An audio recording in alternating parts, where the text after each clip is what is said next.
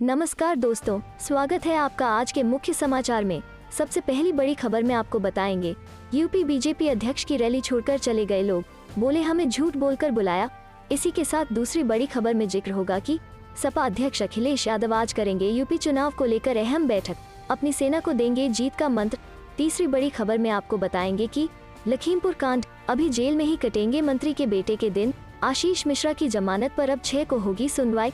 दोस्तों, हर एक खबर की गहराई में आपको ले जाएंगे, लेकिन दोस्तों खबर में आगे बढ़ने से पहले अगर आपको भी ऐसा लगता है कि 5 राज्यों के चुनाव में महंगाई का असर पड़ेगा और भाजपा का सुपड़ा साफ होगा, तो आप अभी इस वीडियो को लाइक कीजिए और इस लाल बटन को दबाकर चैनल को सब्सक्राइब करके घंटी बजाइए और कमेंट में लिखे जय हिंद। यूपी बीजेपी अध्यक्ष की रैली छोड़कर चले गए लोग, बोले हमें झूठ बोलकर बुलाया। जी हाँ दोस्तों, यूपी में सरकार बनाने का दावा कर रही बीजेपी की फजीहत जमीन पर किस कदर हो रही है, 24 घंटे के भीतर आए इन तस्वीरों से साफ जाहिर है। बुलडोजर की संस्कृति दिखकर सरकार में आने का दावा कर रही बीजेपी के कार्यक्रम में आए भीड़ लौट जा रही है। कहीं पीएम के कार्यक्रम में भीड़ लाने के लिए रोडवेज की सैकड़ों बसों को लगाना पड़ रहा है, कहीं बीजेपी अध्यक्ष के कार्यक्रम में महिलाओं को झूठ बोलकर बुला रहे हैं नेता। बीते 24 घंटे के भीतर प्रदेश में ऐसे 2 मामले मीडिया के सामने आए हैं। सबसे ताज़ा मामला बलिया के रसड़ा का है। महिलाएं कह रही हैं कि उन्हें मीटिंग की बात कहकर बुलाया गया था। चलते हैं अगली खबर की तरफ। सपा अध्यक्ष अखिलेश यादव कल करेंगे यूपी चुनाव को लेकर अहम बैठक, अपनी सेना को देंगे जीत का मंत्र। जी हां दोस्तों, उत्तर प्रदेश में वर्ष 2022 के विधानसभा चुनाव की तैयारियों में जुटे समाजवादी पार्टी के अध्यक्ष अखिलेश यादव शनिवार 11 दिसंबर शनिवार को अपनी सेना को जीत का मंत्र देंगे। उन्होंने प्रदेश के सभी जिला, महानगर व विधानसभा अध्यक्षों की एक अहम बैठक शनिवार को प्रदेश कार्यालय में बुलाई है। इसमें अखिलेश अपनी टीम की चुनाव तैयारियां परखने के साथ ही संगठन को नए सिरे से धार देंगे। वे चुनाव में भाजपा से लड़ने के लिए अपनी सेना का मनोबल बढ़ाएंगे। सपा अध्यक्ष अखिलेश यादव विधानसभा चुनाव में जीत के लिए एक साथ कई मोर्चे पर काम कर रहे हैं। अखिलेश अपनी पार्टी के लिए प्रचार के दौरान जनता के मूड को देखते हुए चुनाव के लिए एजेंडा भी सेट कर रहे हैं। वहीं दूसरी पार्टियों के बड़े नेताओं को भी पार्टी में शामिल करा रहे हैं। ओम प्रकाश राजभर की सुभाषपा व जयंत चौधरी की रालोद के साथ पहले ही समझौता कर चुके हैं। अब संगठन को कसने के लिए शनिवार को प्रदेश भर के जिला, शहर व विधानसभा अध्यक्षों की बैठक बुलाई गई है। इसमें सपा अध्यक्ष जिला, विधानसभा व ब्लॉक कमेटी के गठन की वर्तमान स्थिति की समीक्षा करेंगे। विधानसभा की सेक्टर कमेटियों व बूथ कमेटियों के गठन की विस्तृत जानकारी लेंगे। सपा अध्यक्ष प्रत्येक विधानसभा में जोड़े गए व काटे गए मतदाताओं की प्रगति की भी जानकारी अपनी टीम से लेंगे। प्रत्येक जिले व महानगर में फ्रंटल संगठन की क्या स्थिति है, इसकी भी समीक्षा करेंगे। सपा अध्यक्ष अपनी टीम को यह भी बताएंगे कि आगामी चुनाव में भाजपा से किस तरह सतर्क रहकर अपना काम करना है। इंटरनेट मीडिया पर चल रही अफवाहों की जानकारी तत्काल प्रदेश की टीम को देने के निर्देश भी देंगे। चलते हैं अगली खबर की तरफ। लखीमपुर कांड, अभी जेल में ही कटेंगे मंत्री के बेटे के दिन, आशीष मिश्रा की जमानत पर अब 6 को होगी सुनवाई। जी हाँ दोस्तों, लखीमपुर खीरी हिंसा में 4 किसानों को एसयूवी से कुचल दिए जाने के आरोप में 9 अक्टूबर को गिरफ्तार किए गए केंद्रीय गृह राज्य मंत्री अजय मिश्रा टेनी के बेटे आशीष मिश्रा को अभी जेल में ही अपने रात दिन काटने होंगे। कोर्ट ने आशीष की जमानत पर सुनवाई के लिए अगली तारीख 6 जनवरी को तय की है। गौरतलब है कि पिछले 3 अक्टूबर को एक कार्यक्रम में कृषि कानूनों के खिलाफ विरोध प्रदर्शन कर लौट रहे 4 किसानों को एसयूवी कार से कुचल दिया गया था। इसके बाद भड़की हिंसा में एक पत्रकार, ड्राइवर और भाजपा कार्यकर्ता की जान गई। लखीमपुर हिंसा में 4 किसानों और एक पत्रकार सहित कुल 8 लोग मारे गए थे। किसानों को कुचलने वाली एसयूवी के काफिले में कुल 3 कारें थीं। पता चला कि इनमें से एक कार गृह राज्य मंत्री अजय मिश्रा के बेटे की थी। इसके पहले 29 नवंबर को सुनवाई करते हुए जस्टिस के एस पवार ने राज्य सरकार को 10 दिन में काउंटर एफिडेविट दाखिल करने का निर्देश दिया था। आशीष की जमानत इसके पहले सत्र अदालत से खारिज हो चुकी है। इसके बाद उसने हाईकोर्ट में जमानत याचिका लगाई। हाईकोर्ट की लखनऊ बेंच में हुई सुनवाई में भी आशीष को राहत नहीं मिली। आशीष की जमानत याचिका पर न्यायमूर्ति करुणेश सिंह पवार की एकल पीठ ने सुनवाई की। इस मामले में पुलिस ने केंद्रीय मंत्री आशीष सहित कुल 13 लोगों को अब तक गिरफ्तार किया है। उनके खिलाफ हत्या सहित कई गंभीर धाराओं में केस दर्ज किया गया है। प्रदेश सरकार ने लखीमपुर हिंसा की जाँच के लिए एसआईटी गठित की है। एसआईटी ने मंत्री के बेटे सहित 12 अन्य आरोपियों की पहचान की थी। सभी को गिरफ्तार कर लिया गया था। तब से आशीष सहित सभी 13 आरोपी जेल में हैं। चलते हैं अगली खबर की तरफ। सपा का बड़ा आरोप, मेरठ रैली में अखिलेश यादव की सुरक्षा में योगी सरकार ने बरती कोताही। जी हाँ दोस्तों, समाजवादी पार्टी सपा ने पिछले दिनों मेरठ में राष्ट्रीय लोकदल के अध्यक्ष जयंत चौधरी द्वारा आयोजित जनसभा में पार्टी अध्यक्ष अखिलेश यादव की सुरक्षा में कोताही बरतने का योगी सरकार पर आरोप लगाया है। सपा के प्रवक्ता फखरुद्दीन हसन चांद ने शुक्रवार को सोशल मीडिया पर यह मुद्दा उठाते हुए सरकार पर आरोप लगाया कि मेरठ रैली में सुरक्षा के कोई इंतजाम नहीं थे। उन्होंने कहा, अखिलेश यादव जी की मेरठ रैली में हमारे नेता की सुरक्षा के कोई इंतजाम नहीं थे। सुरक्षा के नाम पर एक सीओ की ड्यूटी थी, वो भी नदारत थे। हसन ने कहा कि मंच के चारों तरफ से हजारों की भीड़ थी, लेकिन व्यवस्था बनाए रखने के लिए प्रशासन की तरफ से कोई इंतजाम नहीं था। उन्होंने सरकार से अखिलेश के लिए पुख्ता सुरक्षा इंतजाम करने की मांग करते हुए कहा, समाजवादी पार्टी सरकार को चेतावनी देती है कि हमारे नेता की सुरक्षा के पुख्ता इंतजाम करे। साथ ही उन्होंने मेरठ की रैली में सपा अध्यक्ष की सुरक्षा में लापरवाही बरते जाने की जांच कराने की भी मांग की। हसन ने कहा, डीजीपी यूपी से निवेदन है कि पूरे मामले का संज्ञान लेकर सुरक्षा के पुख्ता इंतजाम किए जाएं। उल्लेखनीय है कि गत 7 दिसंबर को सपा रालोद गठबंधन के तहत पहली रैली मेरठ में आयोजित की गई थी। चलते हैं अगली खबर की तरफ। मुख्तार अंसारी से जेल में मिलने पहुंचे दोनों बेटे, यूपी चुनाव को लेकर दिया बड़ा बयान। जी हां दोस्तों, बांदा की जेल में बंद माफिया डॉन विधायक मुख्तार अंसारी ने आज अपने दोनों बेटों अब्बास और उमर अंसारी से मुलाकात की। मुख्तार अंसारी से मुलाकात करने के बाद अब्बास ने सरकार पर हमला बोलते हुए आरोप लगाया कि सरकार मौलिक अधिकारों का हनन कर रही है। सरकार की उल्टी गिनती शुरू हो गई है। 2022 में सत्ता परिवर्तन होगा और 2022 विधानसभा चुनाव लड़ा जाएगा। आपको बता दें कि मुख्तार अंसारी बांदा मंडल कारागार में बंद है, जहां उससे मिलने के लिए दोनों बेटे पहुंचे थे। पिता से मुलाकात करने के बाद मुख्तार अंसारी के बड़े बेटे अब्बास अंसारी ने मीडिया से बात करते हुए आरोप लगाया कि मौजूदा सरकार दमनकारी नीति अपना रही है और अंसारी परिवार के साथ ज्यादती की जा रही है, लेकिन ये चीज अब ज्यादा दिन नहीं चलेगी। उन्होंने आरोप लगाते हुए कहा कि दमनकारी नीति वाली सरकार का 22 में खेल खत्म होगा, क्योंकि मौलिक अधिकारों का हनन किया जा रहा है और एक जनप्रतिनिधि के साथ बर्बरता की जा रही है। इसके लिए हम न्यायालय में सभी चीजें लिखित में देने वाले हैं। आने वाले वक्त में सभी को जवाब दिया जाएगा और सत्ता परिवर्तन भी तय है। वहीं 2022 में चुनाव लड़ने के सवाल पर अब्बास ने कहा कि चुनाव जरूर लड़ा जाएगा और हम मिलकर इस सरकार को हटाएंगे। चलते हैं अगली खबर की तरफ। राजनीतिक राय और पत्रकारों को डराने के लिए ना हो राज्य की शक्तियों का इस्तेमाल, सुप्रीम कोर्ट की सख्त टिप्पणी। जी हां दोस्तों, सुप्रीम कोर्ट ने कहा है कि राज्य की शक्तियों को इस्तेमाल कभी भी राजनीतिक राय या पत्रकारों को डराने के लिए नहीं किया जाना चाहिए। शीर्ष अदालत ने कहा कि देश भर के राजनीतिक वर्ग को बातचीत में हो रही गिरावट को लेकर आत्मनिरीक्षण करना चाहिए। इसने लेखकों और पत्रकारों को ट्विटर युग में अधिक जिम्मेदार होने के लिए कहा है। जस्टिस एस के कौल और जस्टिस एम सुंदरेश की पीठ ने पश्चिम बंगाल में प्रकाशित लेखों के संबंध में एक समाचार वेब पोर्टल के संपादकों और अन्य के खिलाफ एफआईआर रद्द करते हुए ये टिप्पणियां की। शीर्ष अदालत ने कहा कि एक ऐसे देश में जो अपनी विविधता पर गर्व करता है, वहां अलग अलग धारणाएं और राय होनी चाहिए, जिसमें राजनीतिक राय शामिल होगी। ये लोकतंत्र का सार है। पीठ ने कहा कि राज्य की शक्तियों का इस्तेमाल किसी की राजनीतिक राय को डराने के लिए नहीं किया जाना चाहिए या पहले से ही सार्वजनिक डोमेन में मौजूद चीजों के लिए पत्रकारों को उसका परिणाम नहीं भुगतना चाहिए। पीठ ने कहा, हालांकि ये बयान पत्रकारों की जिम्मेदारी नहीं लेता है कि वे मामलों की रिपोर्ट कैसे करते हैं, खासकर ट्विटर युग में। पश्चिम बंगाल सरकार की ओर से पेश हुए वरिष्ठ वकील सिद्धार्थ दवे ने पीठ को सूचित किया कि राज्य ने अंग्रेजी भाषा वाली वेबसाइट opendia.com की संपादक नुपुर जे शर्मा, यूट्यूबर अजीत भारती और इसके संस्थापक और सीईओ समेत अन्य के खिलाफ दर्ज एफआईआर को वापस लेने का फैसला किया है। शीर्ष अदालत ने कहा कि वो समाज और अदालत को परेशान करने वाली बात कहने का मौका नहीं छोड़ना चाहती। निस्संदेह जो संवाद आजकल हो रहा है, उसमें दुर्बलता नजर आ रही है। इस वजह से देश भर में राजनीतिक वर्ग को आत्मनिरीक्षण करने की जरूरत है। एक ऐसे देश में जो अपनी विविधता पर गर्व करता है, वहाँ अलग अलग धारणाएं और राय होनी चाहिए, जिसमें राजनीतिक राय भी शामिल होगी। वर्तमान में जारी कार्यवाही एक तरह से उसी के बारे में बात करती है। हम इसलिए ऐसा कह रहे हैं क्योंकि याचिकाकर्ता ने जो किया है वो राजनीतिक वर्ग ने एक दूसरे के खिलाफ कहा है और वो पहले से ही सार्वजनिक डोमेन में है। ये एक ऐसा पहलू है जिसे याचिकाकर्ता के वकील ने प्रमुखता से बताया है। चलते हैं अगली खबर की तरफ। बीजेपी राज में गरीबों की जिंदगी के साथ खिलवाड़, सबका साथ नारे से गरीब गायब अखिलेश यादव। जी हां दोस्तों, समाजवादी पार्टी के राष्ट्रीय अध्यक्ष व पूर्व मुख्यमंत्री अखिलेश यादव ने कहा है कि भाजपा राज में गरीबों की जिंदगी के साथ खिलवाड़ आम बात है। उसके सबका साथ नारे में गरीब गायब हैं, इसलिए गरीबों का पेट भरने वाले अनाज पर भी डाका पड़ने लगा है। अखिलेश यादव ने कहा कि राज्य भंडारण निगम में करोड़ों की धांधली सामने आई है। 23,148 बोरे अनाज का सीतापुर के नेरी कला केंद्र पर गबन होने की रिपोर्ट है, जिसकी कीमत 7 से 8 करोड़ रुपए की बताई जाती है। इस डिपो से गरीबों में बंटने वाला चावल भी खराब किस्म का पाया गया है। 20-20 किलो की बोरियों में भरा गया चावल का रंग भी पीला बताया गया। सपा प्रमुख अखिलेश यादव ने कहा, सत्ता संरक्षित घोटालेबाजों ने गरीब बच्चों के निवाले को भी नहीं छोड़ा। मिड डे मील योजना में भ्रष्टाचार में उत्तर प्रदेश नंबर 1 पर है। बच्चों को पौष्टिक आहार देने की जो व्यवस्था समाजवादी सरकार में शुरू हुई थी, भाजपा सरकार ने आते ही उसमें भी घोटाला कर दिया। कानपुर में भीतरगांव के एकीकृत उच्च प्राथमिक विद्यालय में जहरीला मिड डे मील खाने से 50 बच्चों की हालत बिगड़ गई। ऐसी शिकायतें अन्य स्थानों से भी मिलती रही हैं। पूर्व मुख्यमंत्री अखिलेश यादव ने कहा, गरीबों को राहत का झूठा दिखावा करने वाली भाजपा सरकार की संवेदनशून्यता चरम पर है।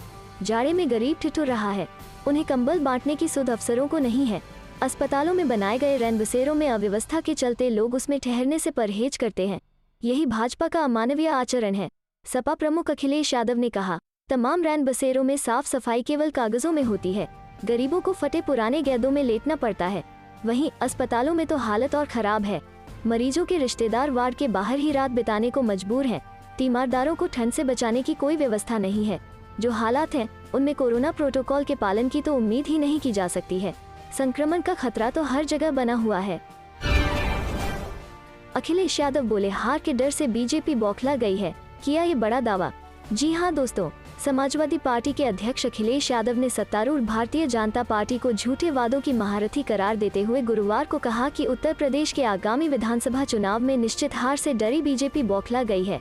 यादव ने एक बयान में कहा, बीजेपी सरकार विज्ञापन में नंबर 1 और शासन में 0 है।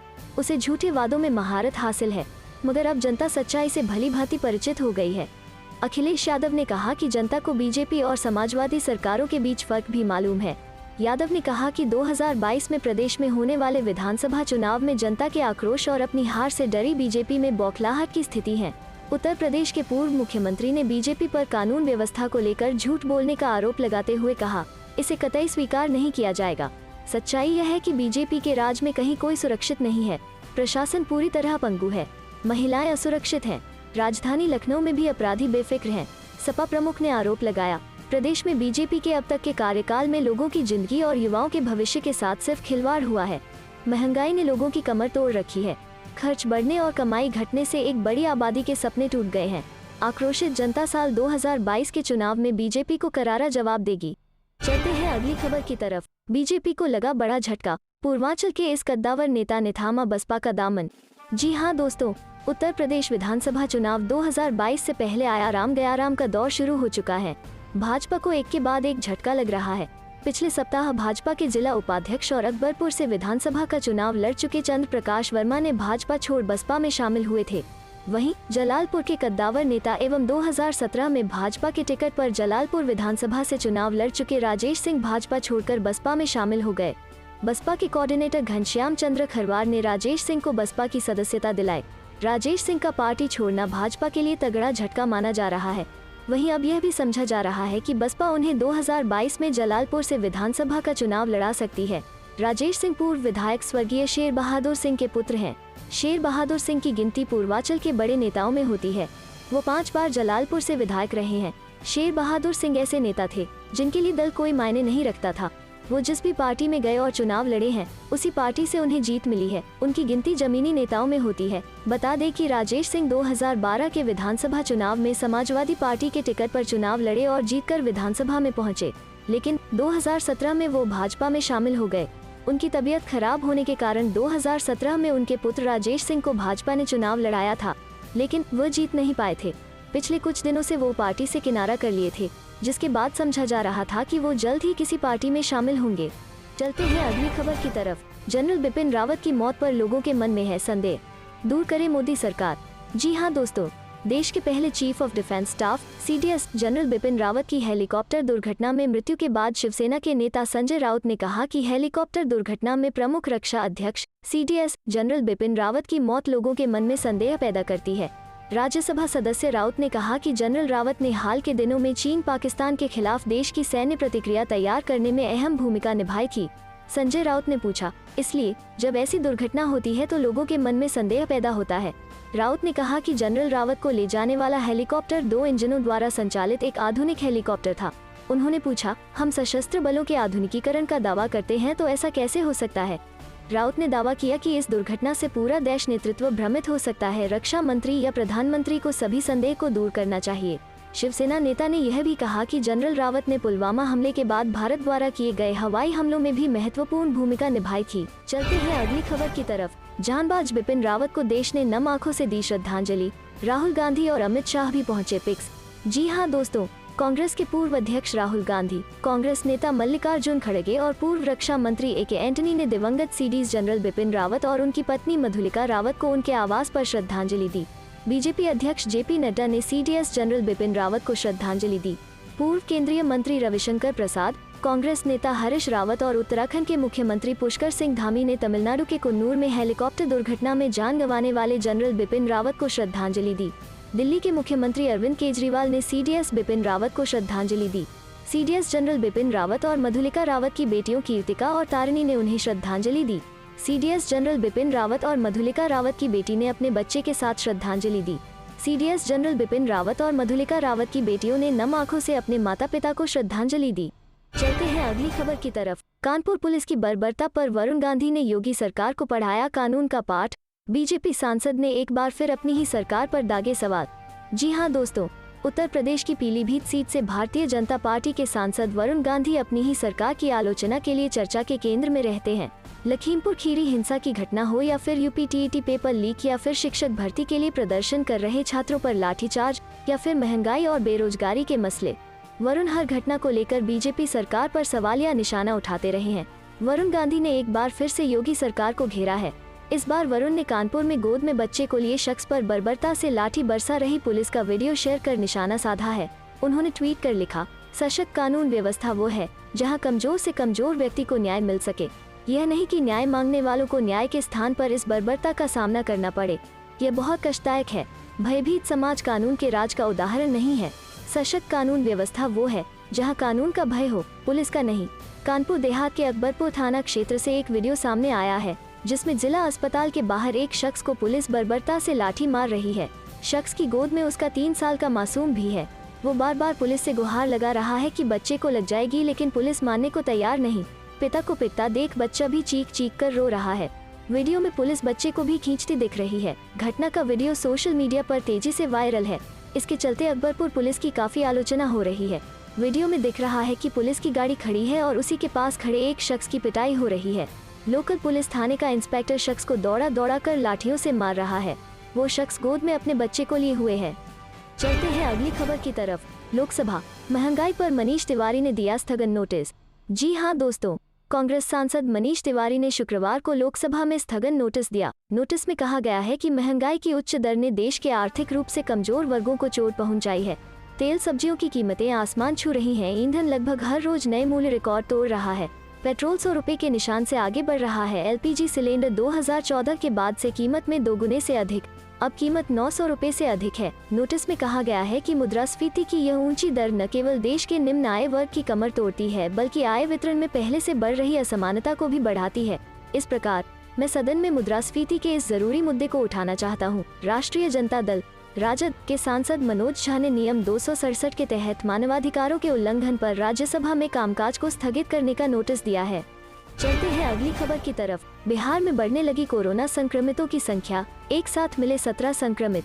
जी हां दोस्तों, एक तरफ बिहार में कोरोना की तीसरी लहर और ओमिक्रॉन को लेकर प्रदेश सरकार ने लोगों को सतर्कता बरतने का निर्देश दिया है। वहीं दूसरी तरफ कुछ लोगों की लापरवाही से कई जिंदगियों को नुकसान उठाना पड़ सकता है।